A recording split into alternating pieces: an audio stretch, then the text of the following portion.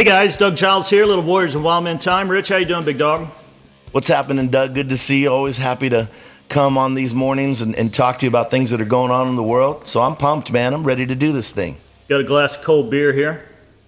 I think you know what? That's because it's 11:30 there. Here it's only 9:30, so I got a cup of hot coffee. I hope this is beer. Yeah, it looks like beer. Smells like beer. Or applesauce, or if it was warmer. Good stuff. Hey, buddy, midterms on us like stink on a monkey. We're about a month out, and we got to talk to Christians about voting. I don't know how you were discipled, or how your political views and concerns unfolded. But man, I was around a bunch of charismatic Christians that they used to say stuff like, voting's so carnal, we're not a part of this realm, our citizenship is in heaven, and all we need to concern ourselves about is, going to heaven, where we can walk around in white peignoirs and play harps on clouds as we eat ice cream with Jesus. And I'm sitting there looking at, the crap that's being unfurled upon the church and American citizens, and what occurs here in the U.S. extrapolates throughout the world. And I think I remember reading once in Proverbs that a nation is blessed when it has righteous leadership, and it's cursed, it's under a negative sanction if it has crappy, godless leadership. So I got to tell you, man, my discipleship blues entailed apathy and cynicism towards the political process. However, our Christian founders, they thought it was muy importante, so importante, that they told their snaggletooth King George to go blank himself, and they started this grand experiment in self-governance. Did you experience the same thing? Or do you still experience the same kind of crap around Christians about voting being carnal, or they're just not concerned about it? They're more fascinated by Kim Kardashian's Instagram pics of her ever-growing butt, or that pizza that has cheese inside the crust? Well, I think the problem is that there's such a great diversity in people's I don't care. And they have a whole bunch of reasons why they don't care. And it's interesting to me because you get it's spiritual, right? Like I'm spiritual, and then this is not, what you said, this is my kingdom's in heaven. This is not my, that gives up your responsibility. What that's doing is saying it's not my responsibility. It's not my problem. But those same people want to complain about the way that things are going in the world and in our country and different countries, not just America, but people want to complain, but they don't do what they can do. My problem is you're complaining about stuff because you can't make a difference, but you won't do the small things that together make a difference. And so they throw off their responsibility. I find that that's not just with politics, with everything. Let me tell you this. When I was growing up, Doug, I tell people I didn't go to church. We had a Bible in our house. I got yelled at for setting something on top of it one time because it's obviously a holy book and nobody's allowed to touch it. And nobody in my house ever did. And so that Bible sat there on that thing, like some magic thing, keep away vampires. Apparently it worked. We never got attacked by vampires. So I don't know. Maybe it works for that, But here's the deal. No, I wasn't raised going to church. Didn't go to church for weddings. Didn't go to church for funerals. Did not go to church. Was not against church. I believed that I was a Christian because culturally I wasn't a Satanist. Also, I never heard talk of Republicans and Democrats when I was growing up until in my early 20s, my grandparents made it known, I guess maybe they'd been saying it, but I had never heard it, that they were Democrats, and they were lifelong Democrats. They would always be Democrats, and the Republicans are for the rich white people. And my family was poor white people. So apparently that makes you Democrat. I don't know. So they would talk about that. I didn't really care. I didn't pay attention, Doug. It didn't matter to me. So I started working, testing weapons for the military, and started forming my worldview about what I thought about things. And like I said, I wasn't raised, you got to think like this, you got to think like that. It was like, whatever, right? I had Republicans and Democrats in our house, didn't even know. I didn't get involved in any of that. And then when I sat down at the table and started listening to these people talk, I was like, oh no, I'm with those guys. I'm not with you. So nobody indoctrinated me.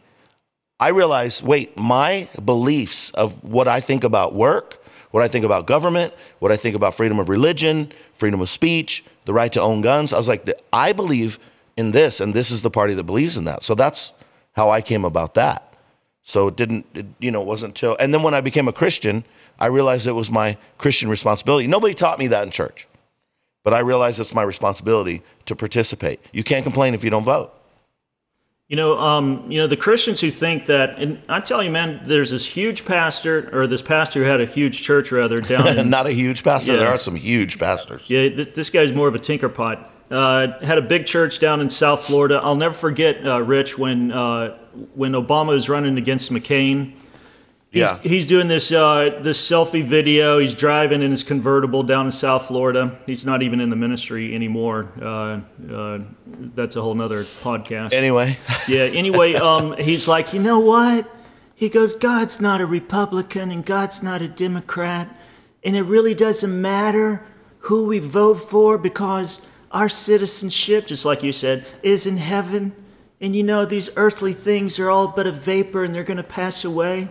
And I'm sitting there thinking, and I'm pulling, the hair out of the back of my head. It's like, hey, numbnuts, why don't you tell that shit to the Coptic Christians that are being slaughtered because of bad government that's over them? Why don't you tell that to the Christians in Nicaragua that are getting steamrolled right now? Or Liberia, or Nigeria. Tell those Christians that it doesn't really matter who's in power. It doesn't really matter who's our leader. Why don't you also, if you make it to heaven, talk to the departed souls under Adolf Hitler's Third Reich and all the Jews and the Catholics and all the other good, honest citizen from Deutschland, what it means to have righteous leadership versus unrighteous. Yep. Same thing with Stalin. Same thing with the Purge, the Khmer Rouge with Pol Pot. Millions of people liquidated based upon people, the best people, bad leadership. Yep, that's right. And that's the problem, is that we have a chance in this country to make a difference. I'm reading this statistic right here, and it says in the USA in recent elections, about 2 out of every 5 of self-professed Christians took the right for granted and did not vote. About 1 in 5 self-professed eligible Christians are not even registered to vote. So right off the bat, 20% of eligible Christians are not even registered to vote. Yeah. Can you believe that? And 2 out of 5, Doug. Well, the upshot of, and I don't know how that those stats are. The upshot is when Trump was elected in 2016, unlike when Romney ran against Obama or McCain ran against Obama in 2008. The evangelicals, they're saying, I'm sitting this one out. I'm not gonna vote for Uncle Fester. And Tiger Woods, he really looks cute. And then when Romney comes, he's a Mormon, and the evangelicals, man, they wear weird special underwear and they have multiple wives, and they checked out by the millions, man.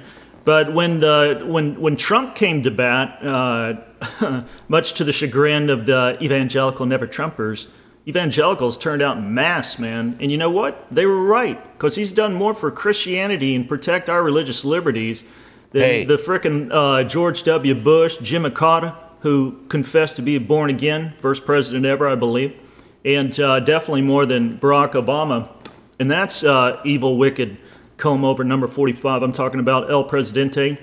Hey, Trump is the most anti-abortion, pro-life president in the history of America. First thing he did, man, cut off the Mexican Accord with the slaughter of babies, pouring millions of dollars to do that internationally. It was the first thing that Obama enacted. Well, Christians are concerned about the life of the unborn. Then why the hell did you stay out of the election in 2008 and 2012 and in 2016? Because, if you're, again, Rich, if you're really concerned, you can do more than do hashtags and cry emojis when you're talking about abortion. I have a question for you. I got pringled enlarged ass and go vote during the midterms.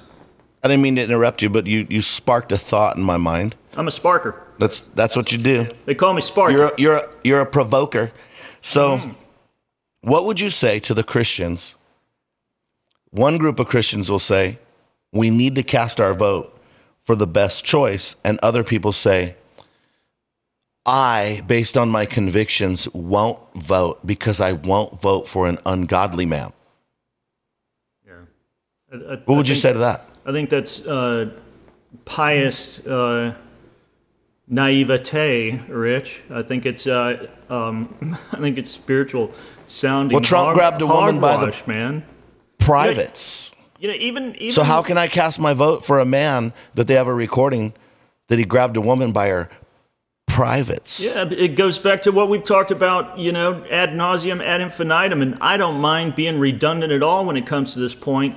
If you apply that standard of measure to any person, any politician, any pastor, any leader, your boss, who you're going to marry or whomever, you're going to find deep San Andreas faults and foibles with anybody who is sucking air and who's currently a living human being. You got David committed adultery and murder. Moses committed murder and ran from Tommy Lee Jones. Samson was running with hookers and killing people. Dating prostitutes, and you've got what else? Abraham committed adultery, lied about being married. Well, I would never, Rich. I would never. I said never. Oh no, Beauregard. I would never vote for somebody who has those kind of faults in his past. Then you're you can't vote for anyone, man. You are. So you have a guy who is in office, who I believe is the most pro-life, pro-freedom of religion, pro-Second Amendment president that I've ever seen, that I can ever remember. But it's not worth casting a vote because he doesn't go to my church. My thing, even Romney, now check it out. Romney's a Mormon. Mormonism is a cult. Boom. You can not cult sociology, but a sect and definitely a cult according to Christian theology. Yeah, but you know what? They don't make bad neighbors.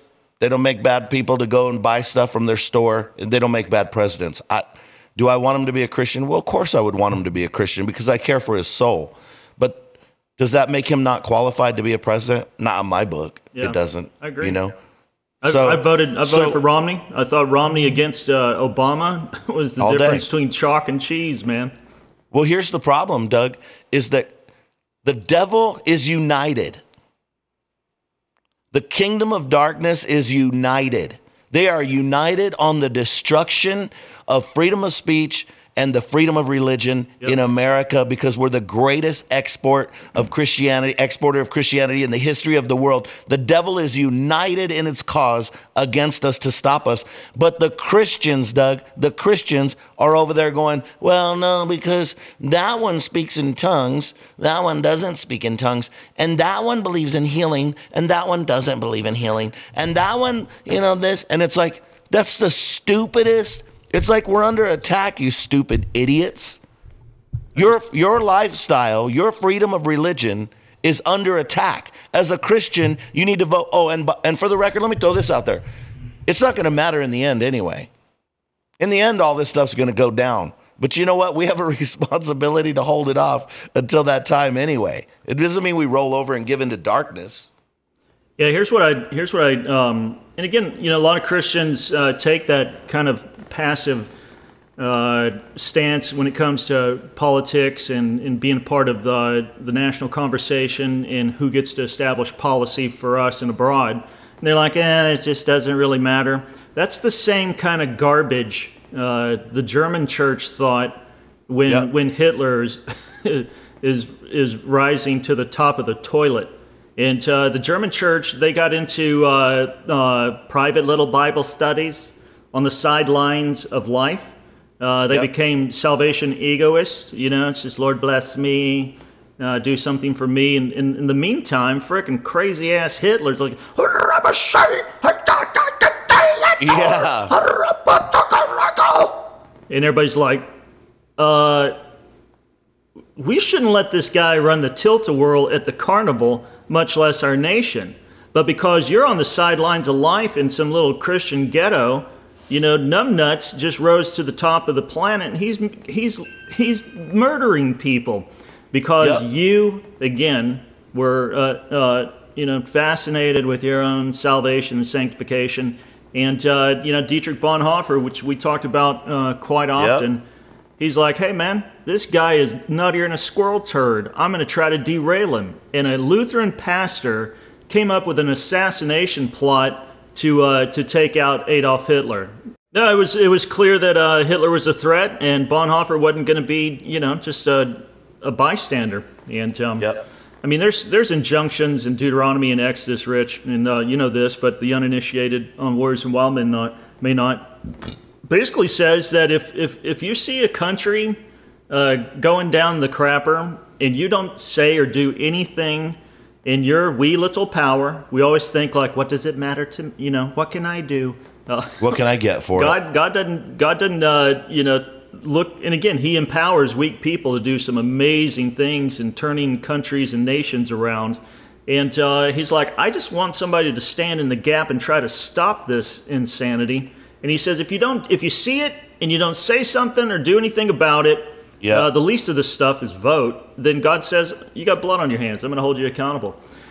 That's right. So the passive aspect of not being involved in the political process. And listen, Warriors and Wildmen, you make sure everybody who's 18 and over who can vote, they are registered to vote. They show up the midterms. They look at the issues through the lens of the scripture and common sense and reason and economic and national security. And then you vote for whomever lines up the best with the biblical worldview. The second thing that drives me nuts, Rich, is all the hipster socialist Christians who think Jesus was this bearded hippie that was pro-big government. You can't find anybody more anti-big government, he rebuked anybody that relied on the power of the state. If he was to give anything to anyone at any time, it was always because of the personal benevolence that flowed from their heart to the weak and suffering.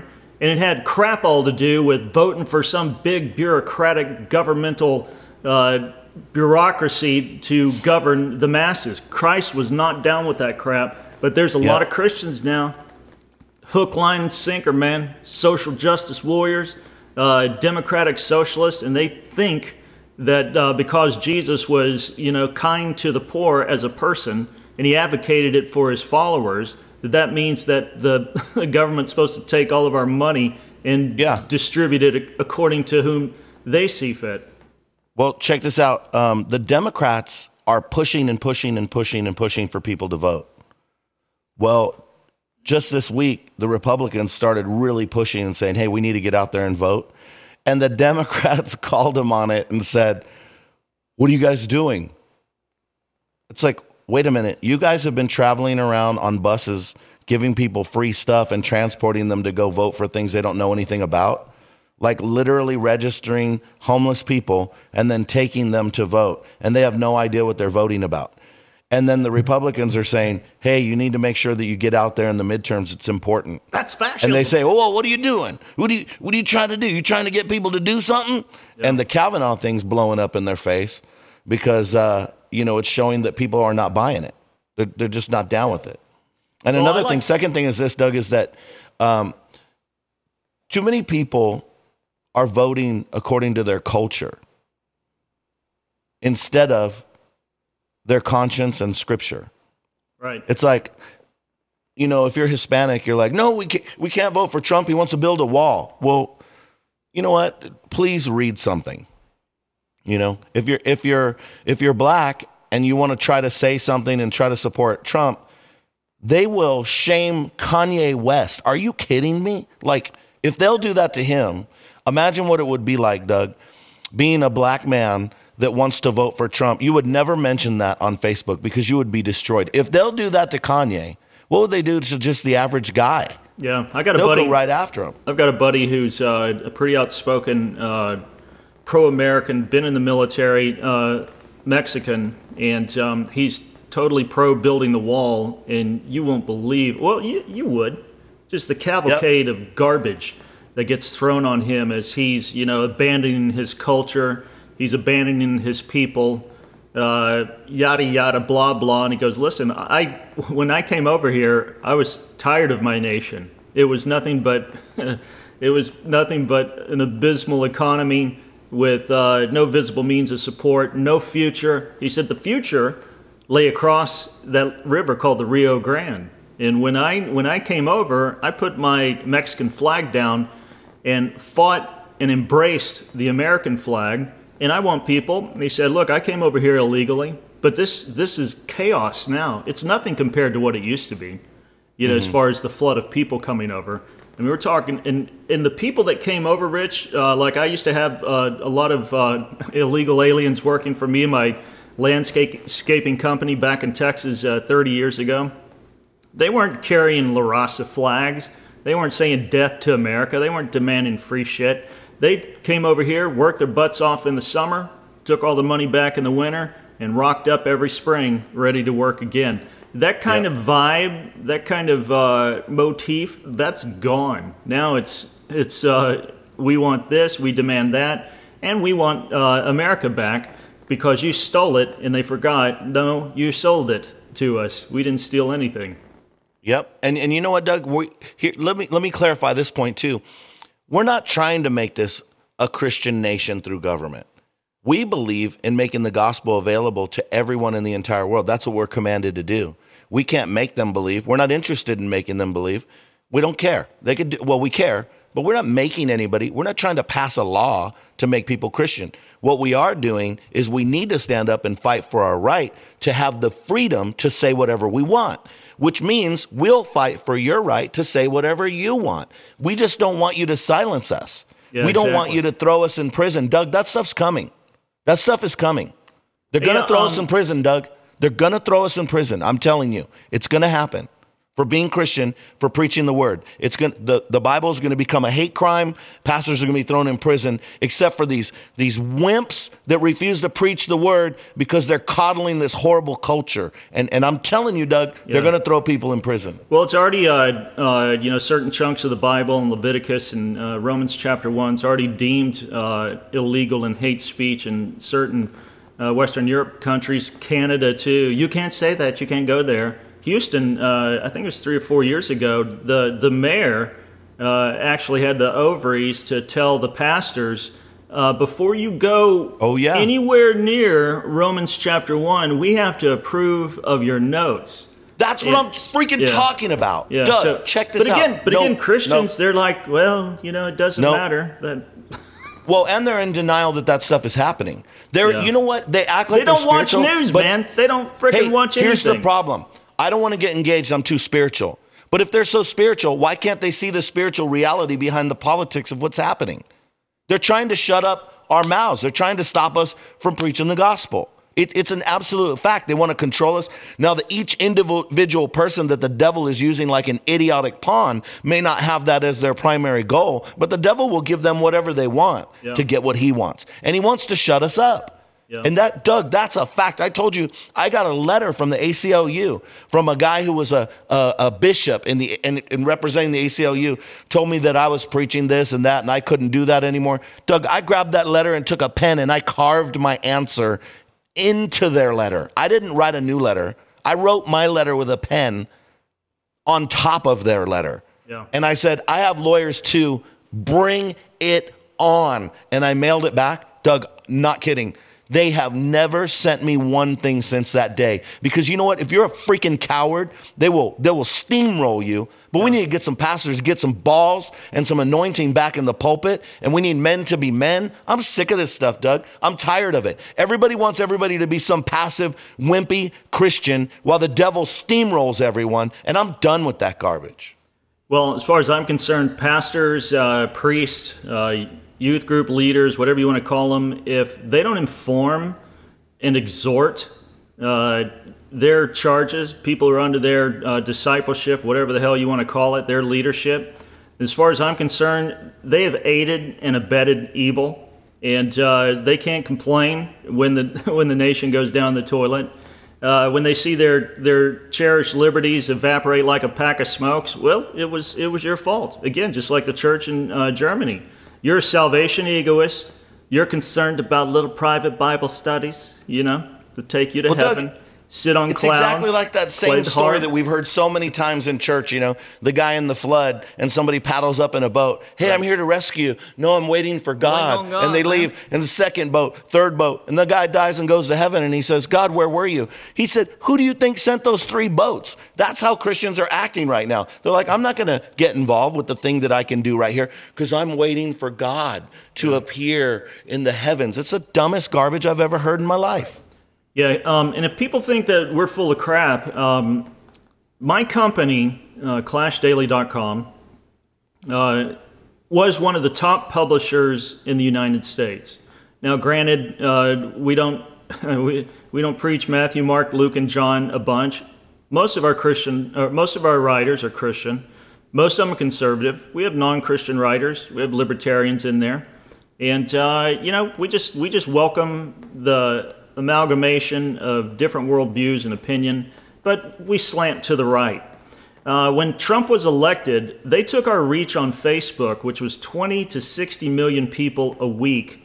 And we're down to, I checked right before we came on, we're down to like 500,000 a week now. Now, granted, that's still a chunk of people. But a cut. Yeah, but take this, Rich. Now, I get people not liking me. My Catholic brothers think that I have the soul of a heretic. My evangelical buddies think that I have the mouth of a stevedore. I get it. But look what they did to Franklin Graham. The Billy Graham Foundation, they ratcheted down his reach. Now Franklin and Billy, nothing like me. Come on, they're gold, man. They're gold. No, I know, but I mean, they're not mouthy, cigar smoking, could drop a blue word every now and then type of guy. I get not liking me. But Billy frickin' Graham and Franklin Graham, are you kidding me? And Facebook just said, you're not going to reach anybody else. 99% of their reach just gone. Poof! And I sent you a text right before we queued up for the podcast. And I won't mention the name, but a big Fortune company of conservative publishers, they got their Twitter account suspended, just boom, gone. No explanation. Multiple different properties, multiple publishing platforms, Rich.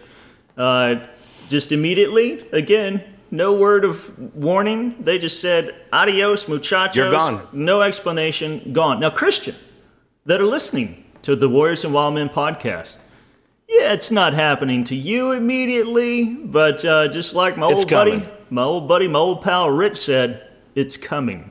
And it's not coming. It is here. And I'm not a doom and glimmer man, but the enemy's doing enemy shit, and I think it's going to get worse before it gets better. So we need to get out there and vote. And here's something that Trump said last night, man, at his rally in Mississippi. He said, the only reason, are you listening, Warrior and Wildmen? The only reason to vote Democrat is you're tired of winning. That's the only reason to vote Democrat. Well, listen to this, Doug. 10 things that Democrats will take away from America if they win the House and the Senate. Your money. They've already said they're going to get rid of the tax cuts. Economic growth, because Trump got rid of a lot of the regulations that allowed us. Is that Charlie Kirk's piece? This is from Fox. It is. Yeah, Charlie Kirk. Charlie Kirk, yeah. Hey, listen, and then he said, but Rich, before we go on, go ahead. Warriors and Wildmen, go to foxnews.com. We're going to put a version of it on clashdaily.com. And you got to read Charlie Kirk's whole thing. Rich, go ahead and roll through those things, man. New jobs. One thing the Democrats are good at is killing American jobs. Obama sent 500,000 jobs overseas. Trump's bringing them back. You can forget that. It's gone. Quality health care. They're going to keep ramming Obamacare down our throat. It's the only thing that they can do. Let me pause you right there. So you went through 4, right? Go read the headers on the 4 real quick again, please. Okay. Your money, because of tax cut. Now let me ask the little Christian out there. You care about your money? Oh, money doesn't mean anything, man. Money's evil. No, the love of money is the root of all evil. You've got more money in your pocket. 90% of Americans have more money in their pocket thanks to who? Donald Trump. And the people, the Republicans that are going to support him in the House and the Senate, if they get reelected, that cash is going to keep on cranking. If they and that don't, goes with the economic growth also. So you don't like a strong, bolstering, kick-ass economy, Christian? You want us to suffer? How about jobs? You want us to be in debt? New jobs. Oh, jobs doesn't matter because we're going to heaven. See, this is the point that Rich is making from Charlie's article. To those who are passive and naive and cynical, this is real life crap. Real life. People. Real stuff. You pray for daily bread, God puts a righteous leader in there, albeit not a perfect one. And guess what? daily bread starts coming to you. Go ahead, bro. And then health insurance. Oh, they'll try to bring Obamacare back. Yeah, disastrous. Hold on, I'm looking up something Arizona. Go ahead. Arizona saw what, 116% increase in their health care cost? I think it's more than that. I was looking that up right now, Doug. I'm serious. I think it was 174 or 107. It's okay. Let's go amount. Let's go conservative. 100% increase. Yeah. You want that again? Because politics doesn't matter, and you're too lazy. You're too much of a toad and a slug to get off your ass and vote during the midterms, and you're going to take that kind of financial hit, and it's going to strain your relationship with your wife and your kids. And you were correct, 116%. Yeah, no, I mean 116. So you're too spiritual to do anything about it. You're a moron. You're a disgrace to Christianity. You're a disgrace to this nation and its founders and everything that they stood for. Your passivity is pure evil, as far as I'm concerned. Yep. So, and then how about the funds to defend America? Trump has pumped money into the military, national defense. Hey, you don't hear that away. You don't even hear squat about ISIS or, I mean, nope. and during Obama's was now. Yeah, during Obama's reign of terror, we were hearing and seeing attacks, atrocious attacks, not just over in the Middle East and Sukkistan and stuff, but also in Paris and San Bernardino, the Pulse nightclub in Orlando, all through the United States. That crap was going down. Guess what? I hadn't heard. I mean, nothing about that. Compared to 2015 and 2014, you got to be kidding me. They're murdering cartoonists. You don't hear anything about it now. Progress on peace, North Korea, that stuff, that's going away. Yeah. That's because of Trump, personally. Yeah. No, and he was going to put us into apocalypse, toss us into the Book of Revelation, but instead his stable the Democrats genius lied. Yeah, they lied. Stable genius undid what Obama threatened was going to occur if he went hard with Little Kim. Go ahead, bro. Secure borders. You know that Trump wants to build the wall, but he's at least tightening up the borders. And you know the liberals they literally want open borders. That doesn't make any sense. And listen, fair Christian, if you're like, well, having a big old wall on the borders, it's just not like Jesus. Listen, opioids cross that border.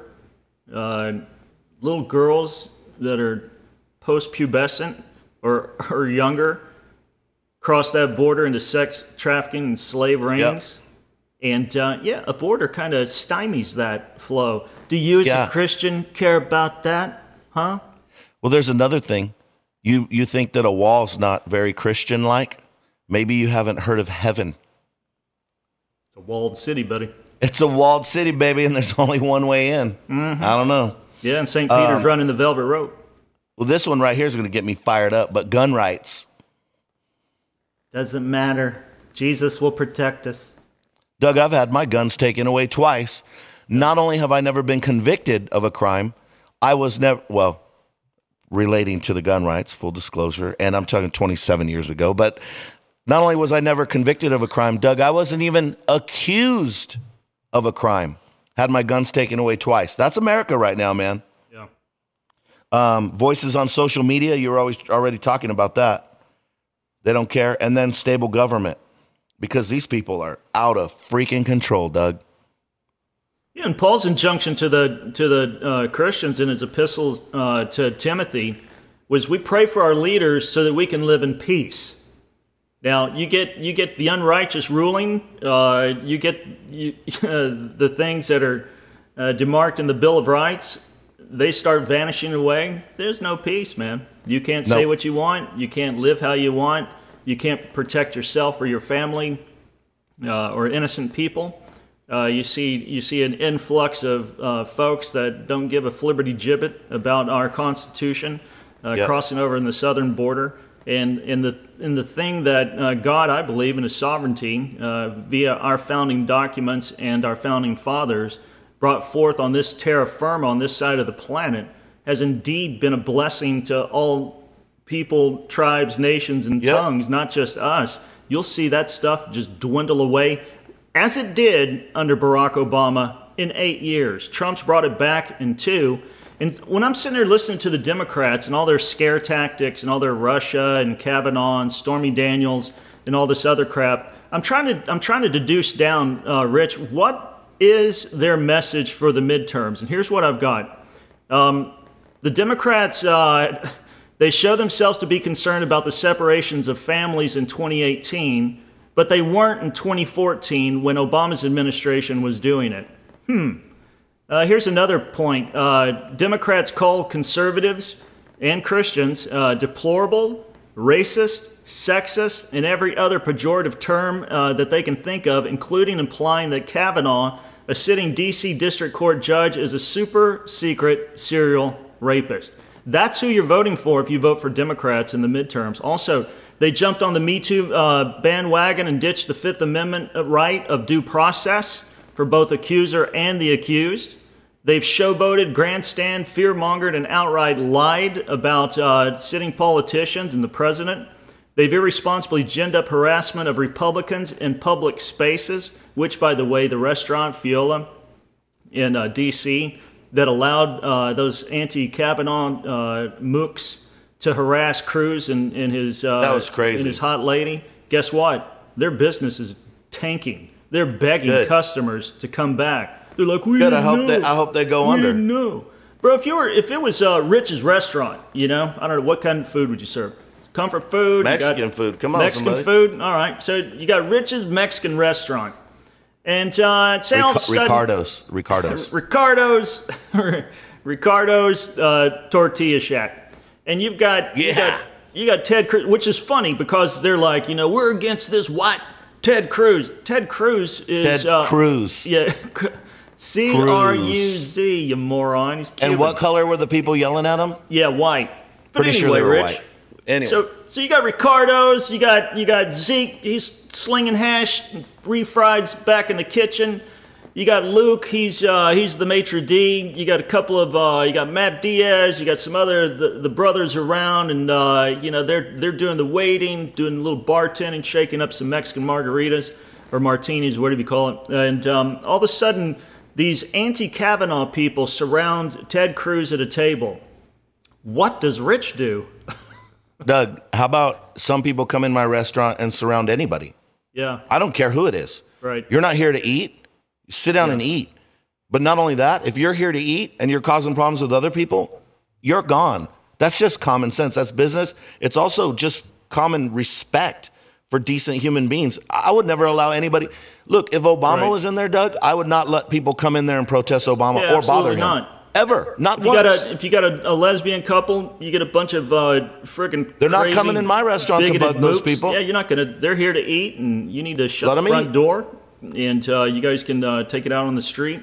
But if you watch that video, nobody in the restaurant. They let him in, Doug. They let him in. They let him in. And they tipped him off. Do one thing. The guy's like, "Oh, we didn't do anything about it." It's like, how did you know Ted Cruz is in the restaurant? Somebody on your staff tipped these nutbags off that he's there. They were, before he even got there, when he made the reservation, there were 6 of them seated at the bar waiting for him. Then they sat him down to his table in the VIP area. And then once Ted and his wife came in there, then they alerted 6 other, and so you got their whole posse of 12 in there just getting up in Cruz's face, man. And I think it's hilarious that, here whoever in the restaurant thought that this was going to be a good idea. And America said, in the D.C. area in particular, it's like, you know what? Blank your restaurant. We're not eating there anymore. It's not, just like you said, it's not even secure. And we wouldn't allow that happen to Obama. Listen, I'm no fan of George Soros, but you're not going to do it in my establishment. That's right. You do it wherever, but not here. And, come on, Christian. Something's at stake. Rise up and vote. Go and vote. Get out there and vote. Do it. You got to vote. It's your responsibility. It's not just a responsibility as an American. It's your responsibility as a Christian. Amen. What do we do, Rich? Where do they go? The Warriors and Wildmen. Go to our website. Sign up for our podcast. Love us. Leave us a comment. Rate us. Review us. Like us on Facebook. Join the Warriors and Wildmen closed group where we talk about stuff that we can't talk about everywhere else. where you can get it real, live, and raw. And it's pretty raw regularly, but this is extra raw if you want to get the real deal. Warriors and Wildmen. And don't forget to get the man card because, you know, we need these in America today. Steel, baby. You got to have steel. Warriors and Wildmen. Doug? Stay rowdy.